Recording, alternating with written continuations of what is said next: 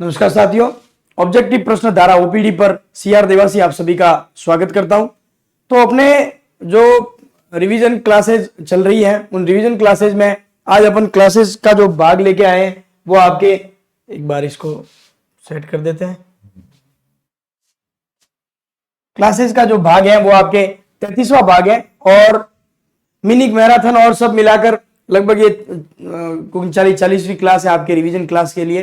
तो इस भाग में अपन ने जो जितने भी टॉपिक थे वो सारे कला संस्कृति के कंप्लीट कर दिए। कला संस्कृति की मिनी मैराथन जो है वो भी सारी अपन ने कंप्लीट कर ली है।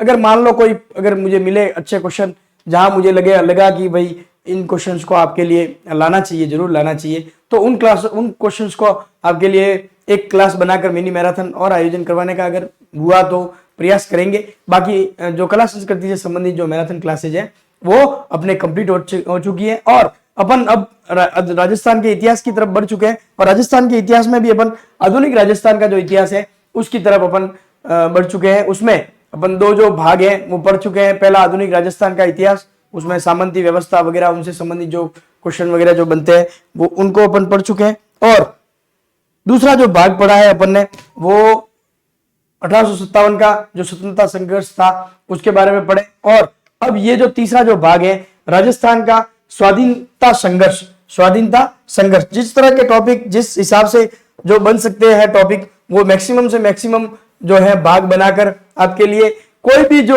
क्वेश्चन है, कोई भी जो भाग है वो बाकी नहीं रहे, इस तरह के पैटर्न के क्वेश्चन लाने का प्रयास किया जा रहा है। तो उसी प्रयास में ये जो नेक्स्ट टॉपिक है राजस्थान का स्वाधीनता संघर्ष, इसका पहला भाग आपको कल मिला, दूसरा भाग जो है वो आज आपके लिए करवाया जा रहा है। और इन दो भाग के साथ ये जो है वो भाग जो है राजस्थान का स्वाधीनता संघर्ष जो है वो कंप्लीट हो जाएगा और फिर अगला जो टॉपिक है वो नेक्स्ट क्लास में आपको मिलेगा।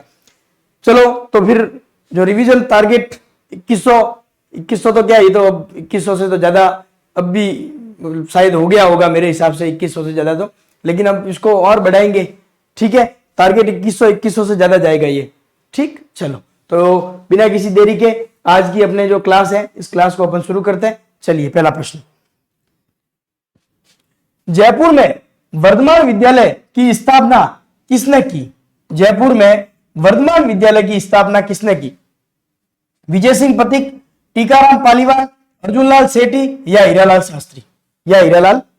अब देखो ये वर्धमान विद्यालय की स्थापना कब की गई? पहला तो ये प्रश्न 1907। कब की गई? 1907। कहां की गई? तो ये आपके आंसर आ गया जयपुर। बिल्कुल कंसेप्ट से पढ़े, वर्धमान विद्यालय की स्थापना कहां की गई? जयपुर में। कब की गई? 1907 में। और किसने की? तीनों प्रश्न आपके क्लियर। इसे क्रांतिकारियों का विद्यालय भी कहते थे। क्रांतिकारियों का विद्यालय भी कहते थे। ये जो वर्धमान विद्यालय था इसे क्रांतिकारियों का विद्यालय भी कहा जाता था। क्रांतिकारियों का विद्यालय भी कहा जाता था। इसकी स्थापना किसने की? तो इसकी स्थापना जो है वो की गई थी अपने अर्जुनलाल जी सेठी द्वारा। किसके द्वारा की गई थी? अर्जुनलाल जी सेठी द्वारा। क्लियर? अब देखिए आप प्रश्न, देखिए आप क्लियर। वर्धमान विद्यालय स्थापना किसने की? अर्जुनलाल जी सेठी। कब की गई? तो 1907 में। कहां की गई? तो जयपुर में।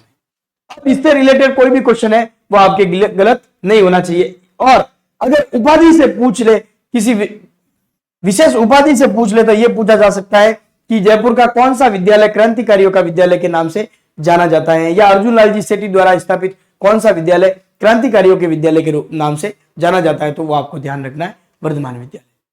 क्लियर? चलो बड़े अगले क्वेश्चन की तरफ। चलो, श्यामजी कृष्ण वर्मा के बारे में निम्नलिखित में से कौन से कथन सत्य है? श्यामजी कृष्ण वर्मा के बारे में निम्नलिखित में से कौन से कथन सत्य है? पहला, इन्होंने अजमेर में वकालत की। दूसरा, वे अजमेर म्युनिसिपल कमेटी के प्रथम निर्वाचित भारतीय चेयरमैन थे। उन्होंने ब्यावर में कृष्णा कॉटन मिल की स्थापना में सहयोग किया। इन्होंने मेवाड़ के महाराणा के सचिव के रूप में काम किया। अब बताइए, क्या पहला और दूसरा सही है? दूसरा, तीसरा और चौथा सही है? पहला, दूसरा और चौथा सही है, या पहला, दूसरा, तीसरा, चौथा सभी सही है? या फिर सभी चाहिए, सही है। तो अब देखो, अब देखते हैं श्याम जी कृष्ण वर्मा जो है उन्होंने अजमेर में वकालत की थी, बिल्कुल सही बात है। 1888 के आसपास, 1888 के आसपास इन्होंने वकालत की थी, बिल्कुल एकदम सही बात है। तो ये तो बात अपने राइट है। अगला, वे अजमेर म्यूनिसिपल कमेटी के प्रथम निर्वाचित भारतीय चेयरमैन थे, मोस्ट इंपोर्टेंट, बिल्कुल सही है, ये भी सही है, ये भी बात सही है। इन्होंने ब्यावर में कृष्णा कॉटन मिल की स्थापना में सहयोग किया था। किसने की थी कृष्णा कॉटन मिल की स्थापना? दामोदर दास जी ने। तो दामोदर दास जी का इन्होंने सहयोग किया था, बिल्कुल ये भी बात सही है, ये भी बात है सही है। इन्होंने मेवाड़ महाराणा के सचिव के रूप में कार्य किया था, यह बात सही है या नहीं? यह बात सही है या नहीं है? तो यह भी बात जो है वो सही है। 1892 में, 1892 में मेवाड़ महाराणा फतेह सिंह जी जो महाराणा थे तो उनके सचिव थे, उनके सचिव रहे थे, इनके सचिव रहे थे, ध्यान रखें। फिर बाद में यही श्याम जी कृष्ण वर्मा सचिव के बाद में जूनागढ़ के जो राजा थे उनके प्रधान भी रहे हुए हैं, उनके प्रधान यानी प्रधानमंत्री। अपन ने मिनी मैराथन क्लास जो थी उसमें अपन ने पढ़ा था मुजाहिब, मुख्तियार, दीवान, सारे पढ़े थे। तो वही प्रधान जो है वो जूनागढ़ में रहे थे। इनसे संबंधित एक फैक्ट ये एक्स्ट्रा और आपको ध्यान रखना। और इसमें भी अगर मान लो पूछ ले तो मेवाड़ महाराणा कौन से महाराणा, तो ये भी पूछ सकते हैं, तो फतेह सिंह जी, ध्यान रखें। 1892 और ये 1888। क्लियर? अब मेरे हिसाब से श्याम जी कृष्ण वर्मा के बारे में आपके कोई भी क्वेश्चन जो है वो बाहर नहीं जाएगा। तो इसका जो राइट आंसर है वो है आपके द 1, 2, 3 और 4, चारों है सही है। इन्होंने अजमेर में वकालत की थी 1888 में, बिल्कुल सही है। ये वे अजमेर म्युनिसिपल कमेटी के प्रथम निर्वाचित भारतीय चेयरमैन थे, बिल्कुल सही है। इन्होंने ब्यावर में कृष्णा कॉटन मिल की स्थापना में सहयोग किया था, दामोदर दास जी का, बिल्कुल सही है। और इन्होंने मेवाड़ में महाराणा के सचिव के रूप में 1892 में फतेह सिंह जी के सचिव के रूप में काम किया था। उसके बाद ये जूनागढ़ के प्रधान भी रहे थे। क्लियर? चलो बड़े अगले क्वेश्चन की तरफ। निम्न में से किसके द्वारा वीर भारत सभा का गठन किया गया था? निम्न में से किसके द्वारा वीर भारत सभा का गठन किया गया था? पहले तो ये कब गठित की गई थी? 1910 में। 1910 में किस योजना के तहत? तो अभिनव भारत जो चल रहा था अभियान, उस अभियान के तहत इसकी स्थापना की गई थी वीर भारत सभा की। सहयोगी कौन कौन थे? तो एक सहयोगी का नाम आप ध्यान रखें जो ऑप्शन में नहीं है, इसलिए गोपाल सिंह खरवा। अब बताइए क्या केसरी सिंह जी बारट ने की थी, राम नारायण चौधरी जी ने, माणिक्यलाल वर्मा जी ने, या प्रताप सिंह जी बारट ने? किसने की थी? तो वीर भारत सभा की स्थापना, जैसा कि अपन सब जानते हैं, वीर भारत सभा की स्थापना किन्होंने की थी? केसरी सिंह जी बारट ने। किन्होंने की थी? केसरी सिंह जी बारट ने। क्लियर? अब मेरे हिसाब से इससे संबंधित जो फैक्ट, जो क्वेश्चंस है वो आपके लगभग सारे बैठ रहे हैं और सारे क्लियर हो जाएंगे। पिछली क्लास में भी देखना आप, अपन ने प्रताप सिंह जी, केसरी सिंह जी, इनके बारे में भी सारे जो क्वेश्चन है वो लाए थे आपके लिए। और इस क्लास में भी एक जो क्वेश्चन है वो शामिल करने का प्रयास किया जा रहा है, जिससे आपके जो सारे क्वेश्चन है वो क्लियर हो सके। तो इसका आंसर क्लियर हो गया। वीर भारत सभा की स्थापना 1910 में केसरी सिंह जी बारट ने अभिनव भारत अभियान के तहत की गई थी। और इनमें इसका सहयोग किसने किया था? सहयोगी जो थे वो कौन थे? गोपाल सिंह खरवा। क्लियर? बड़े अगले क्वेश्चन की तरफ चलिए। राजस्थान के महत्वपूर्ण प्रश्न है, इंपॉर्टेंट। इस तरह के जब क्वेश्चन आते हैं ना तब थोड़ी डिफिकल्टी बन जाती है। राजस्थान के स्वतंत्रता सेनानी एवं उनके कार्यस्थल के संबंध में निम्नलिखित में से गलत युग्म को पहचानिए। देखिए, राजस्थान के स्वतंत्रता सेनानी एवं उनके कार्यस्थल के संबंध में निम्नलिखित में से गलत युग्म को पहचानिए। अब देखिए, बताइए। बाल मुकुट बिस्सा का संबंध उदयपुर रियासत से था। जयनारायण व्यास जोधपुर, बिल्कुल ये तो सही है। रघुवर दास गोयल बीकानेर से संबंधित थे क्या? हीरालाल शास्त्री जयपुर से, ये सही है। अब इन दोनों के बारे में बताइए।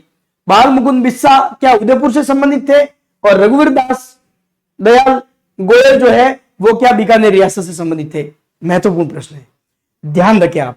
कल की क्लास में अगर आपने सही तरीके से कल की क्लास देखी होगी तो कल की क्लास में भी अपन ने डिस्कशन किया है, बाल मुकुंद बिस्सा जो है कि निम्न में से कौन सा क्रांतिकारी नहीं था, इस तरह का एक सवाल जो है कल आपको मिला था, जिसमें पहले ये ऑप्शन जो थे बाल मुकुंद बिस्सा थे। तो बाल मुकुंद बिस्सा है, उनका संबंध किस रियासत से था? जोधपुर से था। किस रियासत से था? जोधपुर से। कहां से था? जोधपुर से। अब देखिए इनके बाल मुकुंद बिस्सा जो है उनका प्रारंभिक जीवन जो है वो कलकत्ता में बीता था। प्रारंभिक जीवन कहां बीता था? कलकत्ता में। 1934 में ये जोधपुर आए थे। कब आए थे जोधपुर? 1934 में ये जोधपुर आए थे। इन्होंने नागौर में, ये इंपॉर्टेंट क्वेश्चन है, आप ध्यान रखें, इन्होंने नागौर में चरखा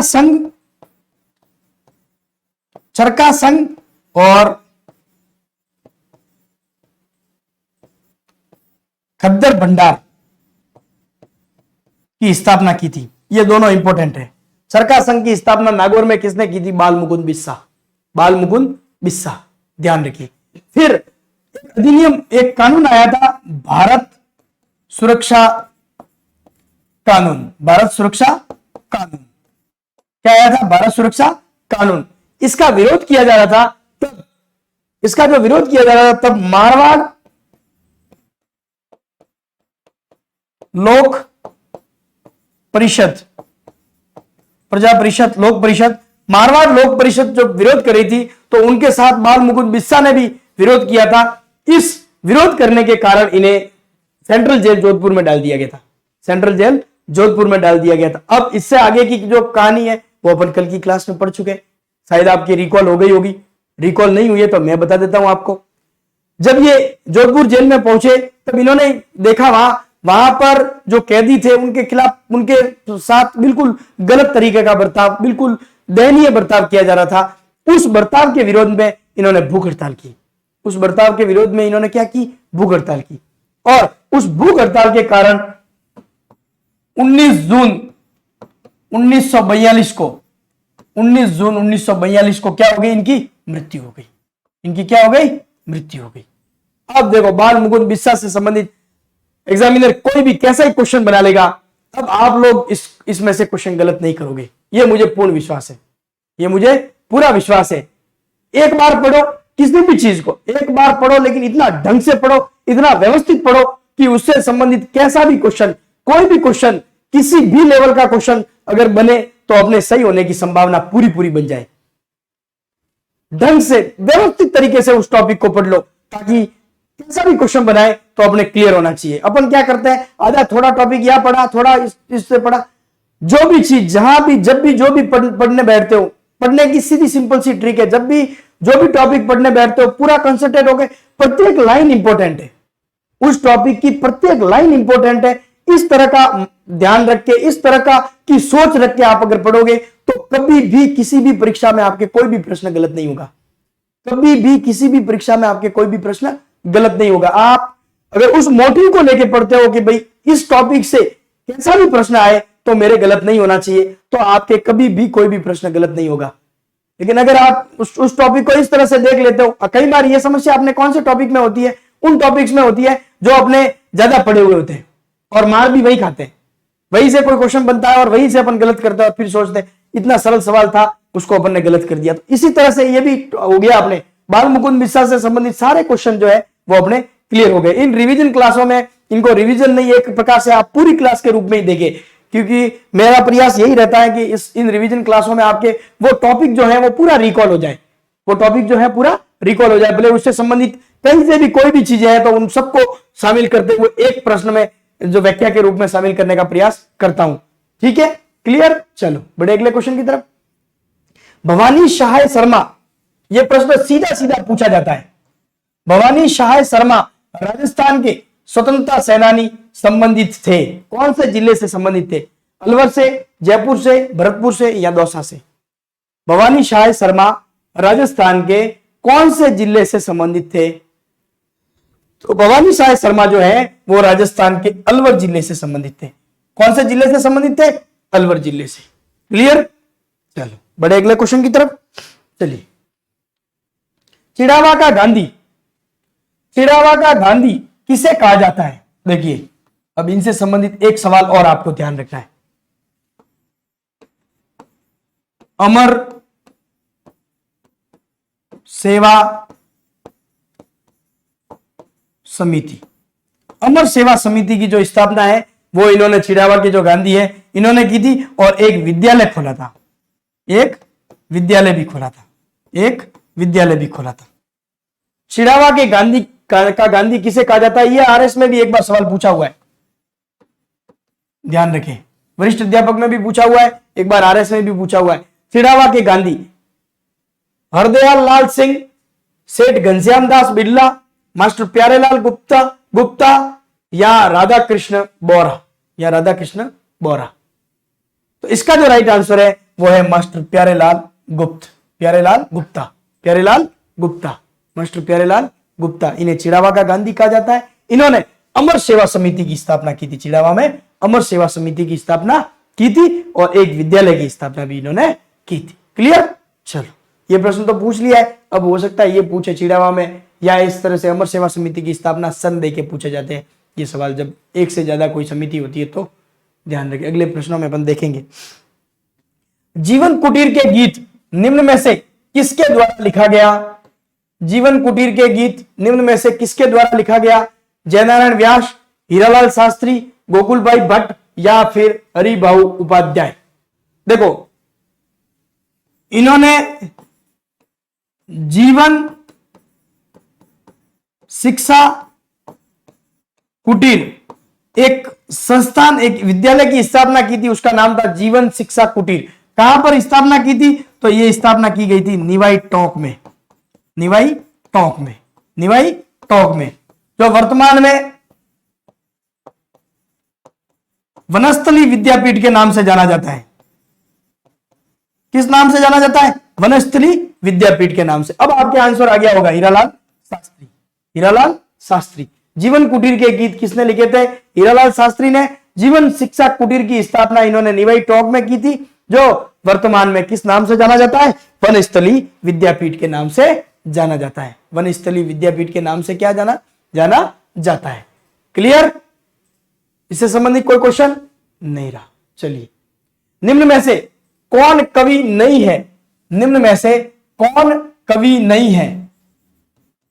निम्न में से कौन कवि नहीं है? विजय सिंह पथिक, जयनारायण व्यास, माणिक्यलाल वर्मा, जनार्दन राय नागर, जनार्दन राय नागर, कौन से कवि नहीं है?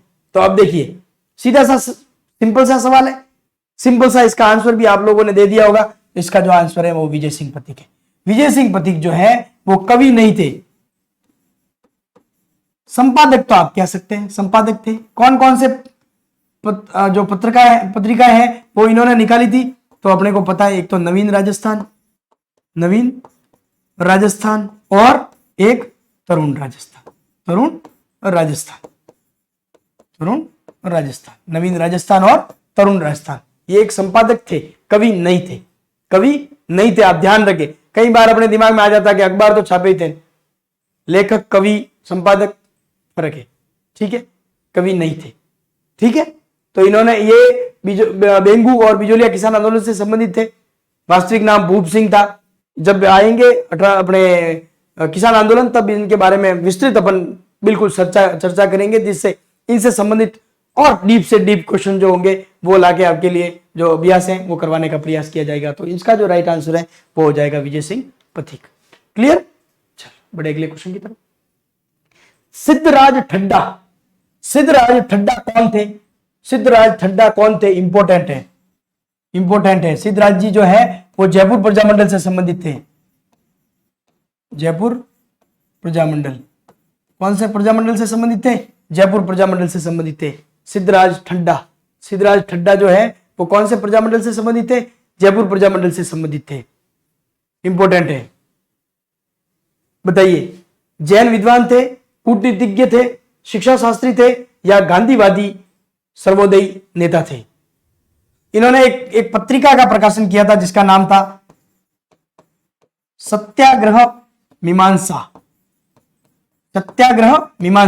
एक पत्रिका थी, उस पत्रिका का प्रकाशन किया था इन्होंने। इन्होंने एक पत्रिका प्रकाशन की थी, उस पत्रिका का नाम था सत्याग्रह मीमांसा। सत्याग्रह मीमांसा, सत्याग्रह मीमांसा नामक पत्रिका का इन्होंने जो है वो क्या किया था, इन्होंने किया था, प्रकाशन किया था। क्लियर। ये एक गांधीवादी एवं सर्वोदयी नेता थे, गांधीवादी एवं सर्वोदयी नेता थे। क्लियर। जयपुर प्रजामंडल से संबंधित थे सिद्धराज ठड्डा। अब आगे वाले समय में ये प्रश्न इस तरह से पूछा भी जा सकता है कि सिद्धराज ठड्डा का संबंध कौन से प्रजामंडल से था, तो जयपुर प्रजामंडल से था, और इनके द्वारा कौन सी पत्रिका निकाली जाती थी या प्रकाशन किया जाता था, तो उसका नाम था सत्याग्रह मीमांसा। सत्याग्रह मीमांसा। बड़े अगले क्वेश्चन की तरफ चलिए। 1935 में डूंगरपुर में किसके द्वारा हरिजन सेवा समिति की स्थापना की गई? अब एक चीज और मैं पूछता हूं, यही आप कल का सवाल, सांगवाड़ा में हरिजन व भीलों के लिए उद्धार के लिए आश्रम की स्थापना किसने की थी? यह बताइए आप। ये कल ही पढ़ा था अपन ने। हरिजन भीलों के उद्धार के लिए, उनके सामाजिक सुधार के लिए आश्रम की स्थापना किसने की थी? यह प्रश्न अपन ने कल ही पढ़ा। सांगवाड़ा, डूंगरपुर आया, तो डूंगरपुर से एक प्रश्न और मेरे दिमाग में आया, तो मैंने कहा ये कल का जो क्लास है उसका रिवीजन भी आपके साथ साथ करवाने का प्रयास किया जा रहा है। तो इसकी जो स्थापना की थी वो की थी, आपको कल पता होना चाहिए, शोभालाल गुप्त। शोभालाल गुप्त। क्लियर। सागवाड़ा में हरिजन भील आश्रम। ठीक है, अब चलो वापस इस तरफ बढ़ते हैं। 1935 में डूंगरपुर में किसके द्वारा हरिजन सेवा समिति की स्थापना की गई थी? भोगीलाल पांड्या, माणिक्यलाल वर्मा, गोविंद गिरी या सूरजमल दास? तो इसका जो राइट आंसर है, आई थिंक आ गया होगा, इसका जो राइट आंसर है वो है आपके भोगीलाल पांड्या। डूंगरपुर में हरिजन सेवा समिति की स्थापना किसने की थी? तो वो आपको ध्यान रखना है, भोगीलाल पांड्या। भोगीलाल पांड्या। बड़े अगले क्वेश्चन की तरफ।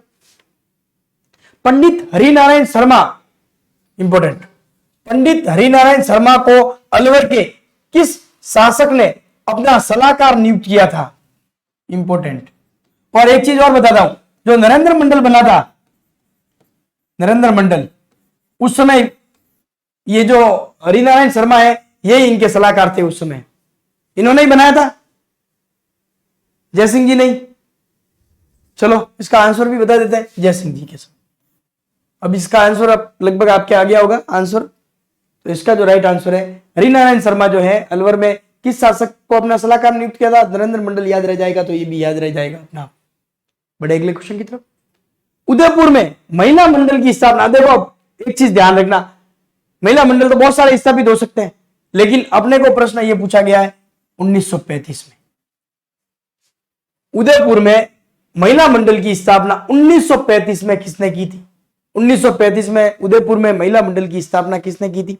दयाशंकर जी चौत्रीय, रामशंकर गुप्ता, महादेवी वर्मा, जयशंकर अग्रवाल।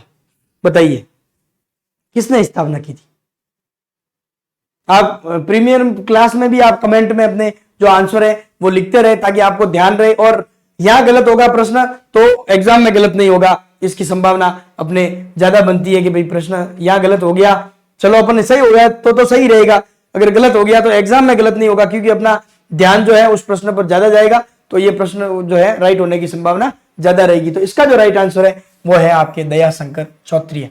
इसमें इनके जो सहयोगी थे वो ध्यान रखिए आप, एक तो कमला श्रोत्रिय, कमला श्रोत्रिय, और एक और थे भैरूलाल, एक और थे भैरूलाल। कमला श्रोत्रिय और भैरूलाल, इनके जो सहयोगी थे वो थे कमला श्रोत्रिय और भैरूलाल। क्लियर। उदयपुर में महिला मंडल जो है उसकी स्थापना 1935। अगला क्वेश्चन। भरतपुर राज्य के स्वतंत्रता आंदोलन में निम्न में से कौन एक नेता थे? इंपोर्टेंट प्रश्न ये भी। टीकाराम पालीवाल, किशनलाल जोशी, मंगल सिंह शर्मा या शोभाराम? बताइए, बहुत ही महत्वपूर्ण प्रश्न है।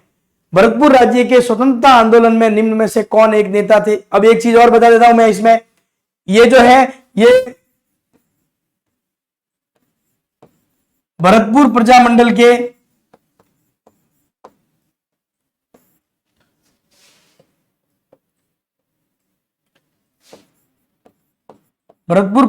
के सचिव थे। अब बताइए उत्तर।